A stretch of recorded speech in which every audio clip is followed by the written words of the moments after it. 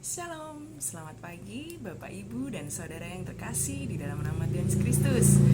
Bersyukur sekali bahwa pada pagi hari ini kita oleh Tuhan diberikan anugerah yang luar biasa untuk bersama-sama merenungkan firman Tuhan mengawali pagi hari ini.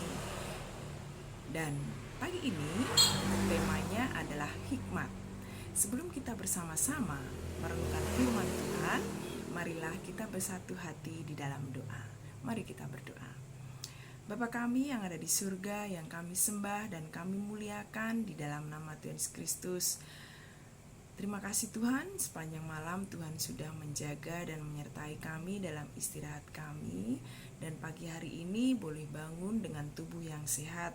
Dan Tuhan Yesus mengingatkan kami untuk mengawali pagi ini terlebih dahulu merenungkan firman-Mu. Tuhan, kami mohon Engkau mencurahkan Roh Kudus-Mu, beri kami hikmat agar kami mengerti akan firman-Mu, dan biarlah Tuhan sendiri yang akan pimpin dan bimbing kami. Terima kasih Tuhan Yesus, di dalam nama-Mu Tuhan Yesus Kristus kami berdoa dan mengucap syukur. Amin. Saudara yang terkasih, di dalam nama Tuhan Yesus Kristus, untuk bacaan pagi ini diambil dari Amsal pasal 8 ayat yang pertama sampai dengan ayat yang ke-21. Sedangkan untuk ayat emasnya terambil pada ayat yang ke-21. Sekali lagi bacaannya dari Amsal pasal 8 ayat 1 sampai dengan ayat yang ke-21. Saya akan membacakan untuk nats yang di ayat yang ke-21. Demikianlah firman Tuhan. Supaya kuwariskan harta kepada yang mengasihi aku, dan kuisi penuh perbendaharaan mereka. Amin. Sekali lagi untuk tema pagi hari ini kita akan bersama-sama merenungkan tentang hikmat.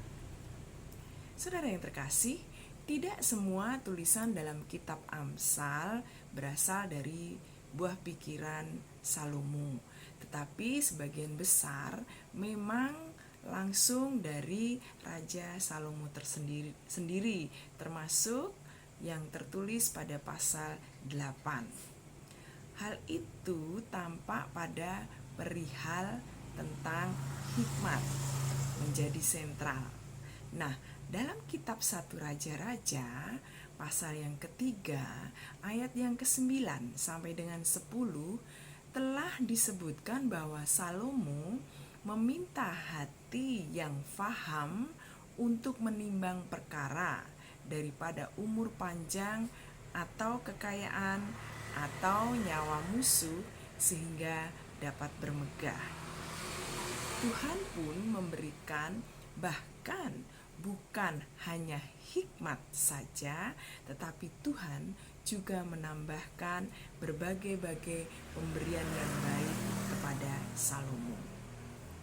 Saudara, Salomo adalah raja yang penuh hikmat, menyampaikan bahwa yang paling berharga dalam hidup manusia adalah hikmat. Hikmat dipersonifikasikan sebagai pribadi yang secara terus-menerus menyuarakan suara kebenaran dan keadilan. Baginya, hikmat adalah harta yang tersimpan sebagai perbendaharaan.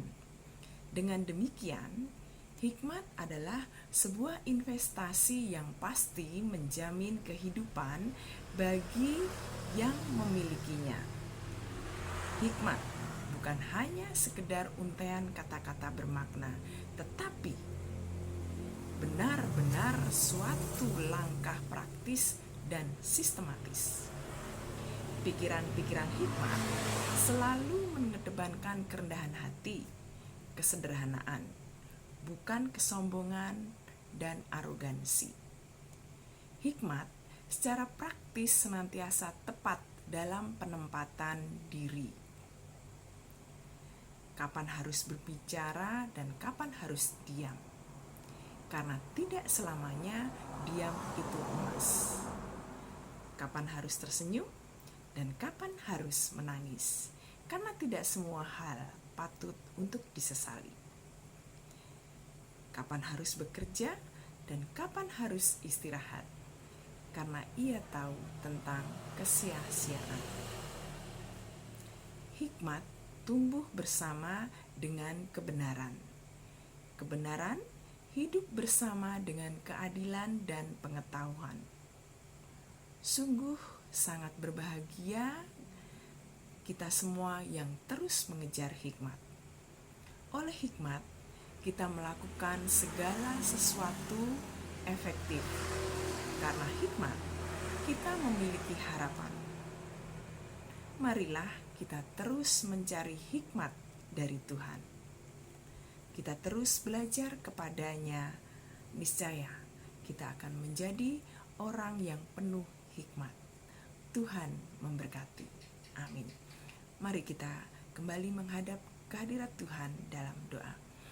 Terima kasih Tuhan Yesus bahwa pada pagi hari ini Engkau memberikan kami kesempatan untuk belajar tentang hikmat dari apa yang ditulis oleh Salomo di dalam Amsal.